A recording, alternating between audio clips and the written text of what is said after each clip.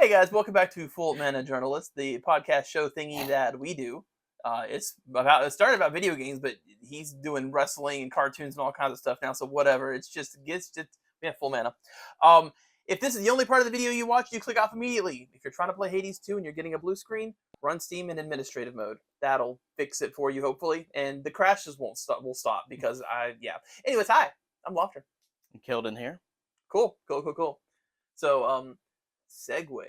That was a lot of cools. What? Never watched Community? It's been a long time. Everybody says that, and they got it from Community.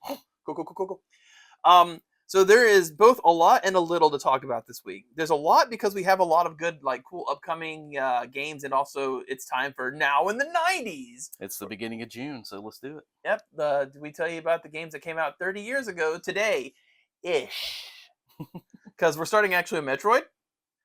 Super Metroid specifically came out in April, and since Now in the 90s didn't get to cover it because they fell out on April 1st, and of course we weren't doing this yet, so yeah. Super Metroid. I don't like Metroid, so talk about it, Jamie. Ian's gonna kill you. No, he knows. That's all I know about he that. knows. My claim to the Metroid universe definitely is Super Metroid. That one's a great one. Yeah, a lot of fond memories. I remember when it came out, like the buzz for it, because there were so many fans of not only the regular Nintendo Metroid, but there was a Game Boy release that I don't know if it was officially titled Metroid 2. I'll have to look that up, but It was. that was definitely probably one of the best Game Boy black and white games. I know, obviously Pokemon's on that list too, and Link's Awakening. And but, Ninja Turtles. Oh god, that's so bad. No, I just replayed that again on the collection. It's you not remember when good. you took apart my copy of it and then put it back together? It had clay in it. Get a little art class. So I said I don't like Metroid games. I had never played one. I had watched speedruns and stuff, and every time I watched it, I was like, I don't think this looks fun. And so I gave the new one, Metroid Dread, a chance. And it was actually kind of cool at first, with like the robots chasing you around, and they're all like different little mini puzzles. Yeah. But there's this one part where I got stuck, and I finally had to look it up. And freaking, there was a ceiling that was unmarked that you had to shoot.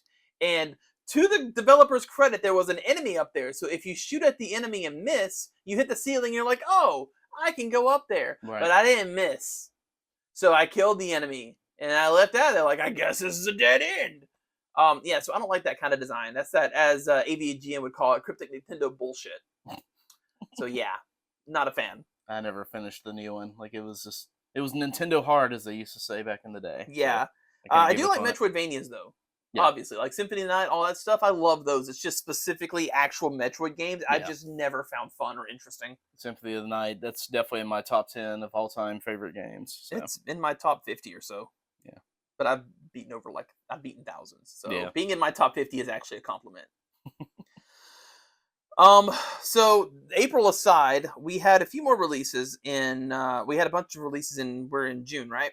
Yep. Couple good ones. Yeah, there's Death and Return of Superman, which I know zero about. Yeah, it's like a side-scrolling beat-em-up game.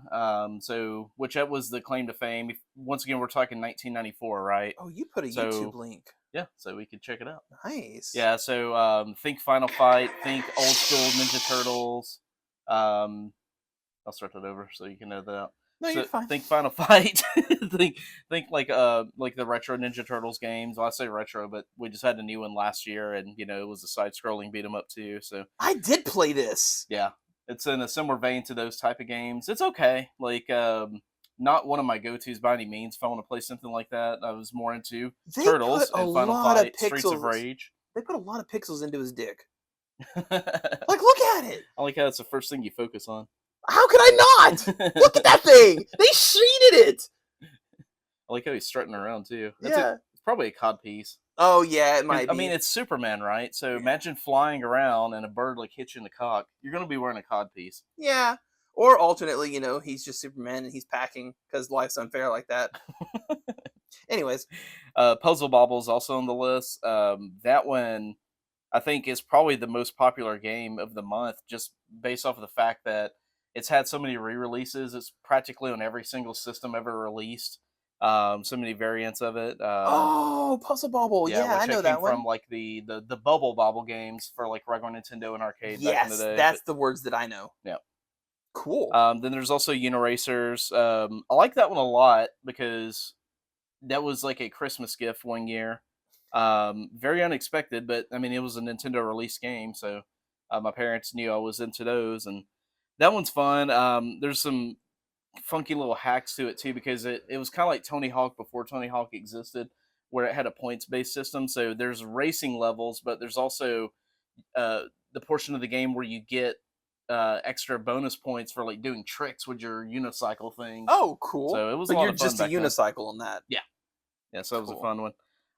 Outrunners. That one is a continuation of the Outrun series. It looks like Cruising USA.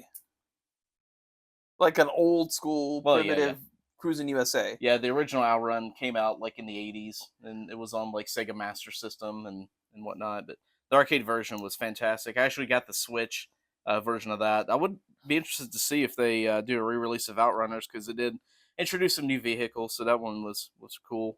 The next two you put Barkley Barkley Shut Up and Jam. Yeah, Just a basketball game. I remember it. It's funny. I don't remember. There was some stuff that came. There was like a quote that came from that that's like lives rent free in my head usually, except for now that I need it, I can't think of it. of course. And then Three Ninjas Kick Back for the SNES, I believe, which is like it's actually a kind of a cool, competent looking side-scrolling beat 'em up style game or platformer. Right. But when I was watching the video on it, it sounded like ass. Like the sound design on it was so bad. I don't know, like if what I know the Super Nintendo can do better. Yeah. And just a side note on that, if you're not familiar with Three Ninjas, it started out as a movie series. So back in the '90s, and I know we still get a little bit of it today. Like a lot of movies would have video games based on them, and the movie series was one of those hilariously bad like B movies. Like you have Yeah, a bunch of extras. Like it's funny, we were just watching a Jackie Chan movie, and that's filled full of like extras that know how to do like karate and stuff. So that was that's a pretty much what Three Ninjas was, except great for like movie. Americanized. So. The movie was City Hunters, by the way, which I had never seen before, and the Street Fighter scene with Jackie Chan being Chun Li was. Yeah, it was phenomenal. I didn't know that's where that whole meme came from. I love it. And then Knights of the Round for the arcade. Buddy of mine, Traz from Australia, or just Traz on Twitch now. He plays a lot of those side scrolling beat 'em up. He actually plays hacked versions that have like increased difficulty, and then he Oh, okay. handicaps himself on top of that to make them even harder. Oh, wow. And Knights of the Round is one I think that he plays a good bit up there with Fatal Fury 2, I think, or Yeah. Streets of Rage 2, actually. I love Street Rage too. It's one of the best ones out there. Yeah, Traz on Twitch.tv. He doesn't stream very often because he has like a real job and stuff too, but he's doing pretty good. He hit partner a while back. I've known him Yes. for a long time since he was as small as I was. It has one of my favorite like Japanese to English translated signs in the background. Street Rage 2, sorry. It says do baseball. Do baseball. All right, and it looks like you wanted to tangent about Magic: The Gathering and This also wrestling, so go for it. Yeah, this will be short. So Magic the Gathering, and sticking in the theme of June of '94, this was the month that the Legends expansion first came out for Magic the Gathering. Its claim to fame was this was the first set that had the gold cards, and so what that means in a nutshell, if you're unfamiliar, when you play Magic cards, you're usually basing your decks on certain colors, like red Mountain deck or black Swamp deck. So a gold card is you could like mix up a deck and have multiple colors. Oh, To be able to play the multicolor card. Yeah. cards. Yeah, okay. I always like those, but they usually aren't very good. And yeah, it's hit and miss. Yeah. Like, you just have to have the right deck to be able to play them. But yeah, that was the big claim to fame. As far as my favorite artwork goes, check out All Hallows Eve when you get a chance. Very beautiful artwork. Definitely old school for Magic the Gathering fans. So big fan of that. Then moving on to wrestling, once again, June '94. This was the month that WWF King of the Ring took place, and Owen Hart, rest in peace, took the crown and became the King of Hearts. And Ah, then ECW held a show, Hostile City Showdown. Blah. This is when ECW was still NWA Eastern Championship Wrestling. When we get a couple months down the road, that's when one of the absolute most controversial things in wrestling took place. There was a famous tournament for the NWA World Championship. Shane Douglas wins it. Sorry, spoiler alert, 30 years ago. And he throws the belt down and proclaims, fuck this organization. ECW is now its own entity away from NWA, and we have our own world championship. So this is a very noteworthy event because it has stuff building up to that, because you have Cactus Jack who's still famous to this day. And he doesn't wrestle anymore, but he still does a lot of stuff. He took on Sabu, which that was a major dream match of the era. Like even now, like it's still like a very good match to go back and watch. So yep, two cool events there. And the last thing, also unrelated to video games, but the documentary June 17th, 1994. I wanted to give a shout out to that. This is a 30 for 30 documentary. It just covers like tons of different events that took place on that date. You had the O.J. Simpson, just absolute craziness that took place, like the famous ride on the highway going back to his mom's house, and like the Stanley Cup Finals is going on where the Rangers won. You have the NBA Finals. Didn't he die last month? Yes. Anyways, I'm not gonna RIP him. It was terrible. Sorry if you're a fan, but that's just how it is. But yeah, so that's a really cool documentary. If you're just into like documentaries with historical stuff, yes, it does have a sports tendency to it, but just a lot of iconic stuff took place then, so it's a fun watch. And that leads us into new releases for June. So, new releases for June. That'll be kind of my territory, so I'm the one that plays new games. Destiny 2, the final shape, I guess it's the final expansion pack or expansion for Destiny 2. I stopped playing Destiny at Destiny, but hey, congrats if you play Destiny 2. You have something new to play. I hear they shat on warlocks or whatever. I'm invested in the next one. So, Killer Klowns from Outer Space, the game. Jamie will know more about the movie it's derived from because I never found it. But the actual game itself is an asymmetrical PvP game similar to God, I never can remember. It's not Until Dawn. It's another asymmetrical horror game where like you play as either survivors or a killer. Yeah. I can never think of the name Friday of it. 13th is one that was like that, which I think it's being shut down soon. Yeah, like Friday the 13th is a copy of this other game that is that it has daylight in the title, doesn't it? Killing by Daylight or something? Dead by Daylight. Dead by Daylight. There we go. I always want to call it Until Dawn, which is a different game we'll talk about in a second. But yeah, Dead by Daylight. It's kind of like that, but also not really. It looks like also there's multiple like killers and multiple survivors in one matchup. Yeah. So I don't know if it's like a shooting game. I don't know. It's an asymmetrical PvP horror game. It's coming out tomorrow. I don't know what today June is. the 4th. Yeah, so it's actually Tuesday. And then there's Star Wars Hunters. I don't know anything about it. But Star Wars? That'll be on the Switch. So yeah, on the for Switch. you Switch fans. So and Killer Klowns is for everything except for the Switch. Yeah. Now we're getting into one that I do know about. SMT5 Vengeance, or excuse me, Shin Megami Tensei V Vengeance. I did a Let's Play of Shin Megami Tensei V when it first came out for the Switch. Great game. Looks like absolute ass because it's on the Switch and it's way too big for the Switch. It's getting I don't know if it's a port or like kind of a remake-ish thing, but it's supposed to be like up-res and everything. Okay. And it's also going to have like entirely new endings and stuff because there's a branching path you can do where like it deviates from the original game entirely. So it's basically, even though it's Shin Megami Tensei V Vengeance, it's effectively a new game that also comes packaged with the old game. Got it. So you're going to see some familiar stuff in areas there, but you're also going to see new stuff in areas as well, as far as I can tell. Yeah. I will be streaming that. But I will probably have to put a hiatus on it temporarily, and we'll tell you why in about 5 games. So we also have ports of Monster Hunter Stories 1 and 2 hitting PS4, PS5, and PC. It originally came out on the Switch. It's not actually coming out on the Switch. I know you had it listed on there, but it's already there. Both games are fantastic. They're turn-based RPGs with like Monster Hunter rules, and I didn't finish it originally. I got really far, but it also does that thing that Monster Hunter does where you think you beat the game, and then there's like way more game. Oh, okay. And it turns out the last 25 hours of your life was a tutorial. So yeah, that's a thing. I really want to get back into it, just maybe in my spare time, like by myself. I think I still own a digital copy on the Switch, but yeah, it's a great game. Nice. If you don't have anything to play or whatever, or you just want a good turn-based RPG and you like Monster Hunter, it's like Monster Hunter Pokemon. It's really good. Nice. From there we have Vampire Therapist. Take it away, I guess. It's a point-and-click adventure game. I just absolutely love the title because that sounds hilarious to me. I know absolutely nothing about it, but yeah. So you're. Are you sure it's not like Vampire the Rapist? All right, Jeopardy. I'll take the rapist for 500. Terrible Sean Connery impersonation. Another one on here that I don't. 2 more. Well, let's just go ahead and let you handle the next 2 because I don't know anything about either of them. Still Wakes the Deep and Dice Folk. Yeah, still Wakes of Deep. Just another adventure game.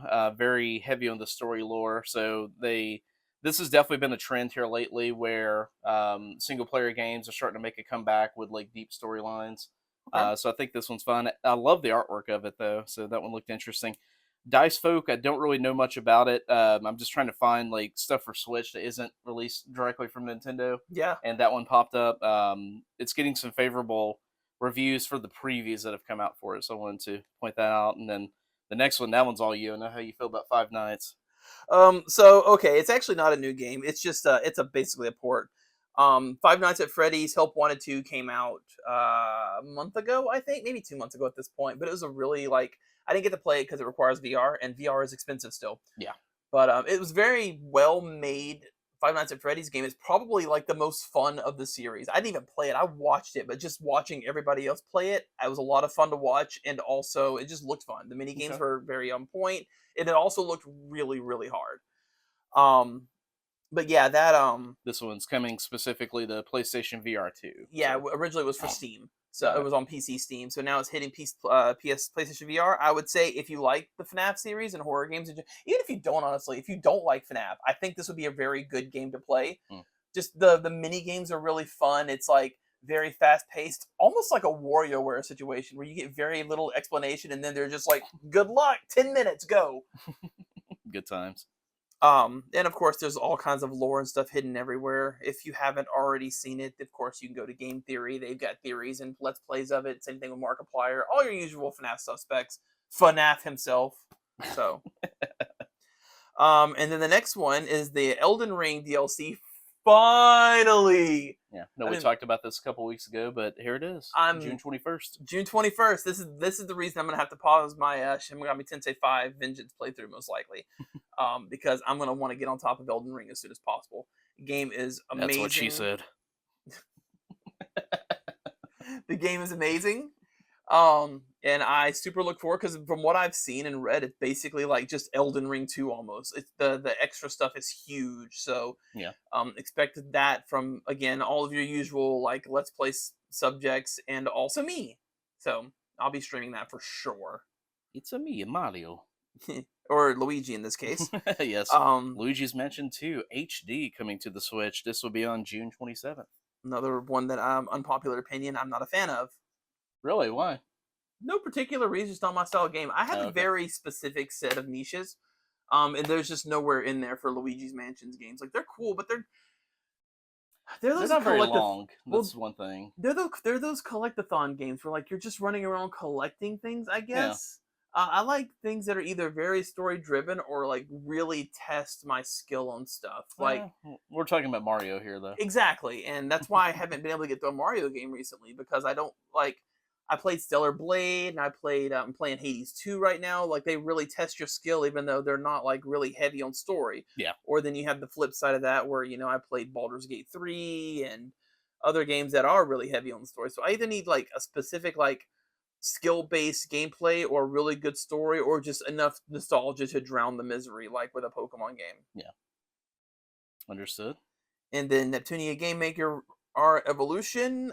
That could be a video game that you play, or it could be a thing that lets you make other video games. I don't know. From the looks of it, yeah, like it will have a core game tied to it, just to give you the look and feel of it. And then the game maker aspect kind of goes back to the old school RPG Maker games that started in like the PlayStation 1 days. Like I remember picking that up and getting lost immediately and giving it to my friend Taylor. So, Yeah, which he ran and just went off with it and got like newer versions for the PC and has done tons of cool stuff. But yeah, like it's kind of cool. But yeah, I'll be interested to see like what that looks like in this day and age because I haven't really investigated that or spent any time researching the RPG Maker style games. So well, Neptunia is a weird game because it's kind of fan servicey, yeah, and totally. it's one of those games where like you start playing and like you're doing like 10, 15 damage per attack because it's Hmm. turn-based RPG, and then like an hour later you're in like the 25,000s and you're like, how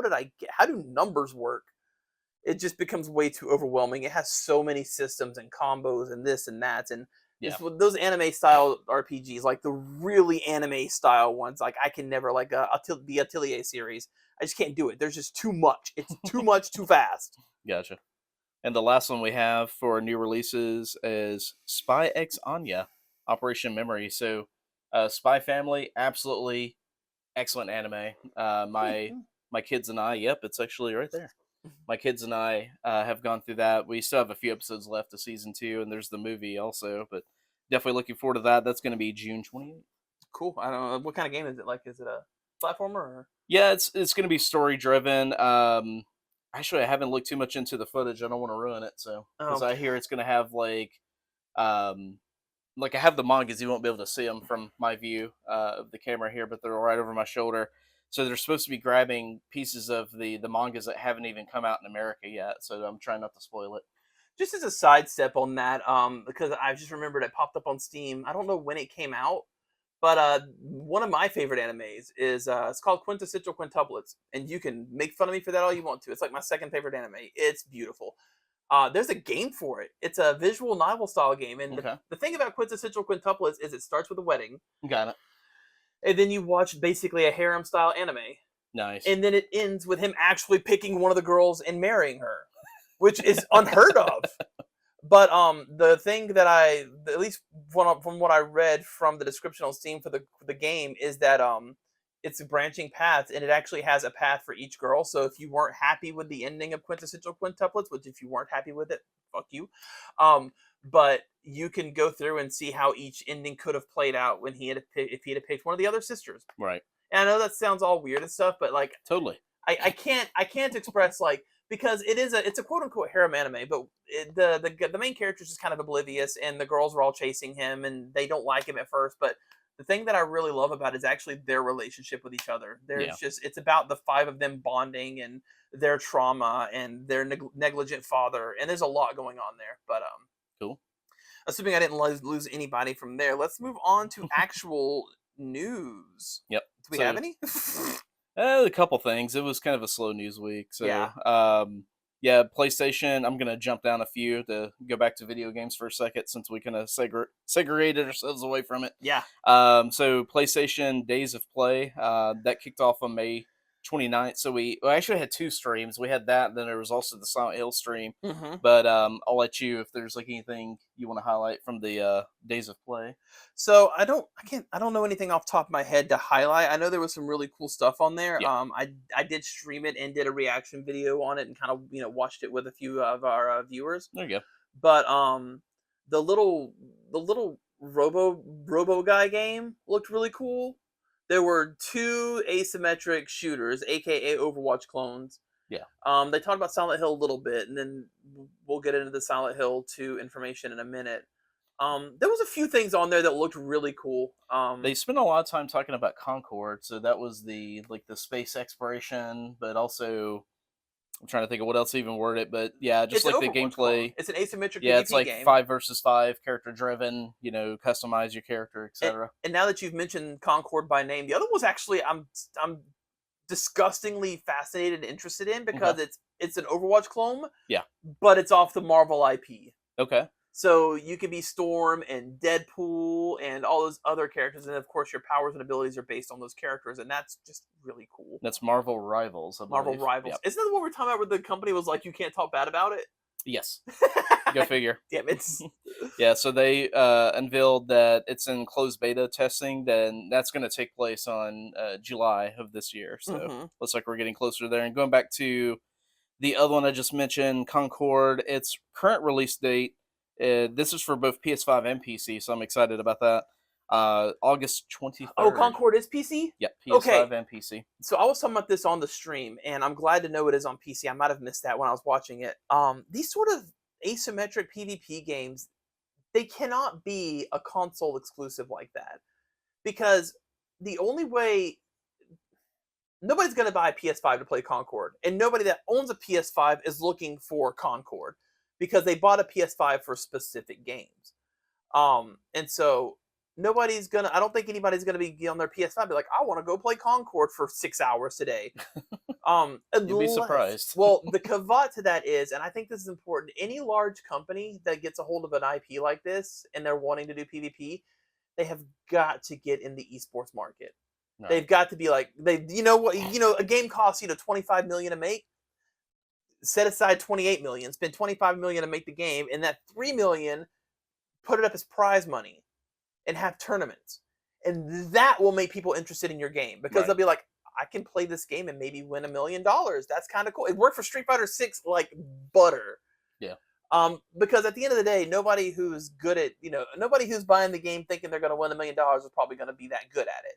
They'll play it for a few hours and be like, okay, well, I'm done with it. But number one, they bought the game. And number two, the ones that do get into it will buy your cosmetics because, they're playing it all the time. So, of course, they're going to want cosmetics and stuff. Yeah. So, you've got to put money behind your PvP exclusively games. Otherwise, you're asking people to spend hours of their time for fun. And I got to tell you, 90% of the people who play PvP games aren't having fun. They're angry all the time. Ask any League of Legends player. I'm saying none of that. Some other highlights: Astrobot. I forget what the first Astro game was. That for was PS5. the robot game I was talking about. Yeah, it's cute looking. It actually looks really good. The boss battles the are first one gigantic. was fun. Was Yeah. it? Oh yeah. I didn't even know there was a first one. Yep. It was a free title that came with the PlayStation 5. So Really? yeah. Well, this one, like I said, it had these gigantic, cool-looking boss fights, and they're just like absolutely smearing the. It's like, when you play a Pokemon game and you start out and there's always like the current console is in the main character's Mhm. room. It's like that dialed up to 1,000. Yeah. Like he rides around on a PS5 controller. There's a bunch That's of. how the first one was. It was meant to introduce people and how to use the PlayStation 5 controller because you have like that touchpad on the front and stuff. That so nobody uses really. pretty much, yeah. Yo, I'll tell you, Stellar Blade used it in the best way I could possibly imagine. Okay. When you swipe up on it, it brings up your map. Oh, okay. I Sounds good. love that. Dude, where do I need to go? Flip. No navigating menus. It's just flip. Yeah. Oh, God, it felt so good. And that's due out September 6th. Pre-orders will begin on June 7th. So here in a few days. Look at you with the dates. And then there's also God of War Ragnarok. That's obviously been out on PlayStation 5 for a minute now. It's coming to PC. I don't think they gave a date for that one. I'll take that back. September 19th is when that's coming to PC. And then Until Dawn, there is a trailer for that. That one's been rebuilt and enhanced for PS5 and PC. So That's the one that doesn't have a date. So. I could talk about that one. Actually, that's something you might really like. Yeah. So Until Dawn is not part of, but it's by the same people who do the Dark Pictures anthology. Yeah. And do you know what that is? Yes. Okay. So it was basically their first foray into that I can recall, and it's actually really good. There's like a ton of endings because everybody can live or die for the most part. And it's got a really fascinating story that takes a lot of really good twists and turns. A lot of the newer Dark Pictures anthology games are kind of predictable, with the exception of a couple. But this specific one, I always look at it fondly, and I still go back sometimes and watch Let's Plays of it, like on the side while I'm doing other things, just because the story is so good and the characters are so good. And he uses mocap, and they've got this one guy in there. It's the guy that plays Josh. I swear he's in everything. Nice. So, but yeah, I highly recommend that one if you like horror movies or horror games or anything. It's not really compelling gameplay. The most you get's a few quick time events, but yeah, it's great story wise. And then just rattling off some of the others, not really explaining in depth. They showed off Where Winds Meet, winds as in the wind. Infinity Nikki. That one's coming to beta test later this year.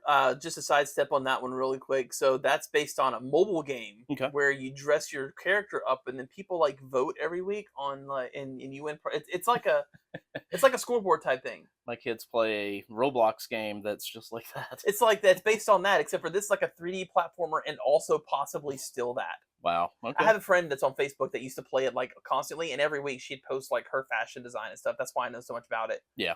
Not that I, have anything wrong with. I would play something like that if it was interesting to me. I just don't have the time. But if you play those kind of fashion games, more power to you. There's one coming for you. And next up, a game that's definitely going to test the graphics of the PS5, Dynasty Warriors Origins. That's going to be 2025. So typically those are meant just to stress out your system. Is what I'm convinced. Like 500 high res dudes on the screen. Exactly. All getting murdered at the same time by you. Yeah, exactly. And then Monster Hunter Wilds, that's a 2025 release. Yes, Monster Hunter Wilds. Okay, it's Capcom. Yes, I know. Which we need to talk about other Capcom stuff in a minute too.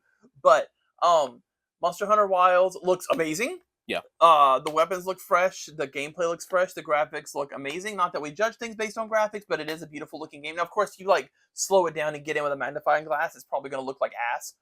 But just as an overall, like, if you're a fast paced playing game, it looks so good. And there's like these big open worlds, and it looks like it could even be some sort of like almost MMO type thing where you're out there doing your thing and there's other people running around doing stuff too. I don't know. It looks so good. Yeah. I'm so happy about it. I'm so excited. I will be playing the hell out of that in 2025. Yeah.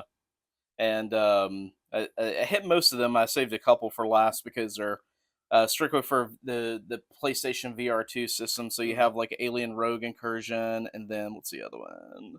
Skydance Behemoth. So both of those will be coming to the VR2 system. So I don't have a VR system. That Sky, but whatever Behemoth game looked sick. it did, yeah. And that's from the folks that made the Walking Dead, Saints, and Sinners games, which those are award winning. So I missed the part when I was watching the stream. I missed the part at first where it said made by the creators of, oh yeah, and I was like, this isn't the Walking Dead game.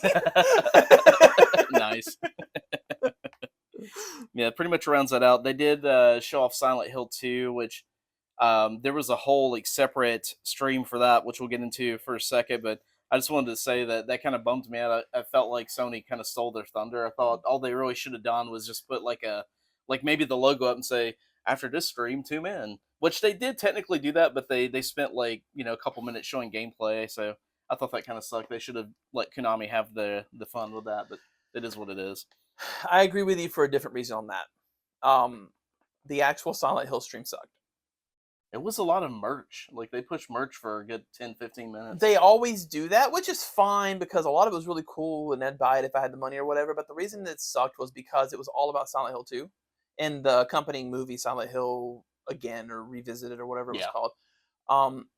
The last time they did a Silent Hill Direct, they had like 5 or 6 things, and I wanted information on it, specifically like the new Silent Hill game, right? Yeah, that they're making, where like the girl's running up the stairs, and then there was like all this fungus encroaching on her, and then she got to like the thing, and then like there was a lady in a lake, and the fungus melted off her face, and it was like gooey. I wanted more to see more of that. I want to see where, because I don't know. Did you get to play? No, because you did. Well, you had a PS5 at the time. I played it. The new Silent Hill. Mm-hmm. That was fun. I liked it. It was good. It was very much a walking simulator, and a lot that last chase sequence made me want to tear my hair out. But for the most part though, like it was good, and it actually, and that game is why I want different things in Silent Hill 2, because that game introduced the idea that Silent Hill isn't just a location; it's a plane of existence almost, and it can encroach on anywhere. Right. Yeah. So I want to see where they take that concept. But we'll have to wait and see because we didn't get any information. Probably because like they announced the other stuff to get everyone hyped since it was their first one, and then it's probably like extremely alpha right now. Like there's not a lot to it, so maybe they're just gonna wait a little bit longer before they go deep. And the other thing too is I'm actually more excited about the Silent Hill movie than I am the actual game. That movie looks good. Sick. Yeah, God, it looked good. I was a big fan. I know not a lot of people like the first two, but I liked them. I saw them in theaters when they first came out. I don't know. The only people who didn't like those were like, I wanted a 1-for-1 recreation of all the, because that you can't make everybody happy, right? Also, the games were never mind. The original Silent Hill games were very nonsensical. Yeah, you had to they were like Final Fantasy VII, where you had to bust out a Wikipedia and 3 YouTube videos to know what the hell was going on. Yeah. So. And then the next 2 news articles are tied to Square Enix, or Squinix as we like to call them. The first one up is Dragon Quest III HD-2D Remake. Woohoo! So that is officially confirmed. They came out and said so a few days ago. It's going to be for the Switch, Xbox, PlayStation 5, PC. No exact release date, but they're promising that it will be out soon. So weirdly enough, I don't tend to replay games. We've discussed this. Dragon Quest III is one of the few games that I've played more than 2 or 3 times. Yeah. Because I've played the original Super Nintendo version with a ROM hack, because obviously it never came out in English, and then I played it again what was it? It came out again on something recently that I played it. It may have just been Steam or something. I don't know. But I'm really excited about this. 'Cause I love that like 2D Yeah. HD whatever that like view. The DS and 3DS got a bunch of these re-releases too back in the Yeah. day too. So But like Octopath Traveler 1 and 2 and those 2.5D games, they're beautiful, yeah, especially pixel style. So I I like am those. so because Dragon Quest 3, I'm a big fan of class systems, Hmm. and Dragon Quest 3 actually is big on that. Like Oh it's yeah, the entire game. yep. And I hope they rebalance it because by the end of the game, I think originally like everybody ended up being a sage almost. That's standard stuff, but I like it when they're balanced and like so like as an example, I'm gonna get off on a tangent here, and I'm not sorry. Final Fantasy 3 had a class system, but at the very end of the game in the final dungeon, you could like get the ninja class and the sage class, which the ninja class basically was the ultimate physical class. It could dual wield, it could wear like most of the armor. It's really, really good. And the Hmm. sage class could use white, could use all magic types, summon, white, black, everything. They had lower stats than the other classes, but their versatility, every single game, you basically end up seeing two ninjas, two sages, or some combination of the ones. I like a game where like I can play through once and I can be like, okay, all fighters. And I play again, I'm like, all right, all black mages, and I don't feel like I'm handicapped. Not necessarily all, but like you can mix and match and have fun with it. Yeah. I don't like it when one class dominates the others. It makes me feel like it's taking away my player agency. Like, yeah, I could force myself. In fact, I did when I played the pixel remaster version of Final Fantasy 3. I did like a black mage, a white mage, a ninja, and maybe I think a sage. Like it wasn't that crazy of a deviation, but it wasn't the standard team. So I like to have choice, and once they put in like an OP class like that, it feels like you lose choice. Got it. But yeah, anyways, sorry, that's my own little JRPG class system tangent. That's fine. And then sticking with the Dragon Quest conversation, I know there was a lot of like cutbacks and some game cancellations within Squinix. That did come out, which just was a no-brainer. Dragon Quest 12 is Yeah, still in the works. thank So goodness. They've said it's going to have a more mature theme. I don't know what that means. Like, I'm interested to find that out. Me too, because that could mean anything. It can mean Yeah. anything from like somebody gets stabbed and there's blood, or boobies. Like, It's Japan after all, so there's probably boobies. yeah. It's because Dragon Quest has become more and more like waifu bait as years go by. Um, Did you ever get to play with the slime controller that came out a few years ago? no, but I love it. Whatever it is, I love it. Yeah, it's just like a big slime, and it had the buttons like on the back of its head. Like That's cool. my I former love roommate stuff had like that. one. Like it was atrocious, but it looked awesome. So anyway, So sorry, I gotta once again with me being the expert here. Um, the Dragon Quest 12 thing. In Dragon Quest 11, you could set it. There was a setting you could do where you could move around, like actually move around the battlefield. right? The issue was it didn't do anything. Yeah, It was just like a cool visual thing you could do. But okay, so there was earlier at several points in the game. There's enemies that use an attack that looks like it like buries something in the ground, yeah, and if you walk over it, it'll detonate. But what ends up happening is it's actually just like it just activates at the end of your turn. So I would love to see that movement system matter to like you can move characters in and out of area of effect stuff and like dodge hazards on the ground, like almost like Breath of Fire Dragon Quarter, except good. ouch. Nobody liked that game. Yeah, it's a shame too. Yeah, they killed the series. And actually, Breath of Fire 6 killed the series, but that's another conversation entirely. What was your favorite Breath of Fire? Do 3. you have one? 3? Yeah. 3. I've played 3 was 3 awesome. so many times. Freaking love Breath of Fire 3. Yeah. It's 3, 4, 2, 1, 5, and then I've never played 6, but I'm sure it was balls because it's a mobile game. Got it. Yeah. And then next up, this one is one of those games that went into like one of those Kickstarter type things. I don't know if they officially went through Kickstarter or not, but Star Citizen, they've raised now $700 million, and still no release date. How Like, that's long pretty has that wild. existed? Like 2012? It's been a minute. Like I don't know the exact time frame when they first started working on it, but yeah. That's insanity, and people are still buying into it. Yeah. So this was announced a few days ago. I was trying to find the name of it, but I can't find it. Yeah, it's currently on version 3.23, the alpha version. A lot of people are still pumped for it though, but um, when IGN posted about it, of course, we'll have the article link like we always do. Mm-hmm. I thought it was amusing that they put a poll up asking when do you think it will finally come out, and one of the options is never. So at one point, do we start consider this to be like Duke Nukem all over again? Oh, it took forever for that one to get released. I'm scrolling the comments because I'm curious. The top comment It's is 12, 12 years. I can confirm it's been crowdfunding. so 2012. Yeah. Yeah.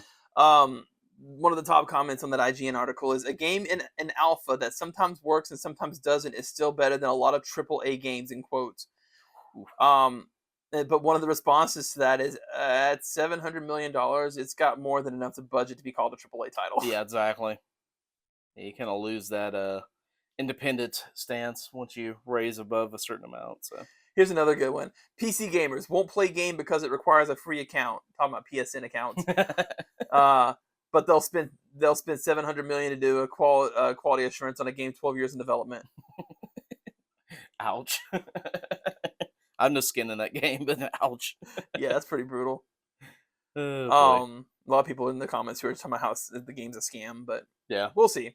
And speaking of PSN, that's a good segue to our next story. I don't know if you want to take that one. I think you added it from Games Radar. CEO drastically underestimates Steam crowd's patient thinks PC gamer. I don't even remember this. Hang on. So in a nutshell, I'll do a quick summary. So as you know, Sony have been releasing games to PC, specifically Steam for the most part. And so the CEO was under the impression that was going to drive this PC gamers. moron. Yeah. He's one of our favorites here lately. To drive PC gamers to buy PlayStation 5s for the exclusive sequels. Not going well. So yeah, I think the way it was playing out was they were going to put Spider-Man, the PS5 exclusive Spider-Man, on the PC. Yes. And then he's thinking people will play Spider-Man and then they'll buy a PS5 for Spider-Man 2. And they're like, no, we won't. We're just going to continue emulating it. What the hell are you talking about, you nerd? Yeah, I don't know where he gets his research from, but PC gamers are strictly PC gamers for a reason. It's these old heads, man. Like these CEOs and crap that have no, like, the only knowledge about video games is I make money off of them. Right. They have no idea what people want. Then they bleed money and they're like, Concord. Concord is hold my iPad. That's not an iPad. What is that? It's a Galaxy Tab. Concord promised to have a new cinematic I forget the word, but like a little new cinematic movie every week. Do you know how much money that costs that they're putting into this that they don't? Nobody wants that.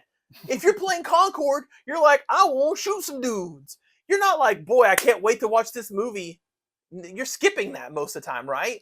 But it's going to absolutely melt away their money. And then the game's going to fail, or the game's going to they're going to have to lay people off. And then they'll be like, I don't know how this could have happened. Probably because you were spending like $5 million a week on movies.